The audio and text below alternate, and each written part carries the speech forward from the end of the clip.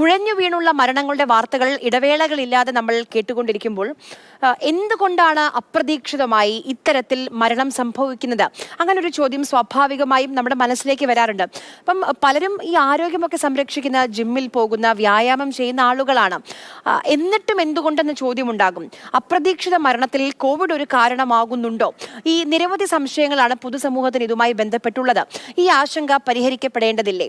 വിഷയത്തിൽ allopathy, homeo ഡോക്ടർമാരുടെ അഭിപ്രായങ്ങൾ നമുക്കൊന്ന് കേൾക്കാം.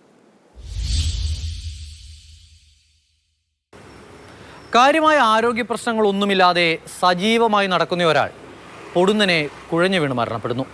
ഇത്തരം വാർത്തകൾ നമ്മൾ നിരന്തരമായി കേൾക്കുകയാണ്. എന്താണ് ഇതിന് കാരണം? കോവിഡ് വാക്സിനാണ് വില്ലനായി മാറുന്നതെന്ന് ഒരു കൂട്ടർ പറയുന്നുണ്ട്. എന്നാൽ ജീവിതശൈലിയിലെ പ്രശ്നങ്ങളും ഭക്ഷണക്രമത്തിലെ മാറ്റങ്ങളുമെല്ലാമാണ് കാരണമെന്നാണ് മറുകൂട്ടർ പറയുന്നത്. എന്തായാലും ഇക്കാര്യത്തിൽ രണ്ടുണ്ട് പക്ഷം. ഇവിടെ വാക്സിനേഷൻ്റെ ആഫ്റ്റർ ഇഫക്ട്സ് കൊണ്ടാണ് എന്നുള്ളത് സ്ഥിരീകരിക്കാനായിട്ട് തീർച്ചയായിട്ടും ഇവിടെ ഒരു വലിയ പഠനം നടത്തേണ്ടതായിട്ടുണ്ട്.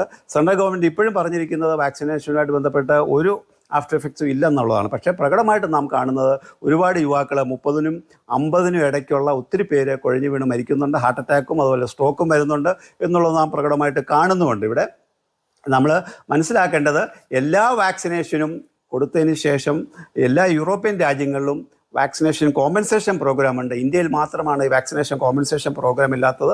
അതുകൊണ്ട് വാക്സിൻ എടുത്തതിന് ശേഷം ഉണ്ടാകുന്ന കോംപ്ലിക്കേഷൻസ് ആണെങ്കിൽ, ഡെത്തിനാണെന്നുണ്ടെങ്കിൽ തീർച്ചയായിട്ടും സാധാരണ ജനങ്ങൾക്ക് അതിന് ക്ലെയിം ചെയ്യാനുള്ള എന്തെങ്കിലും ഒരു വകുപ്പ് അല്ലെങ്കിൽ ഒരു ലോ ഇവിടെ നിർമ്മിക്കപ്പെടണം.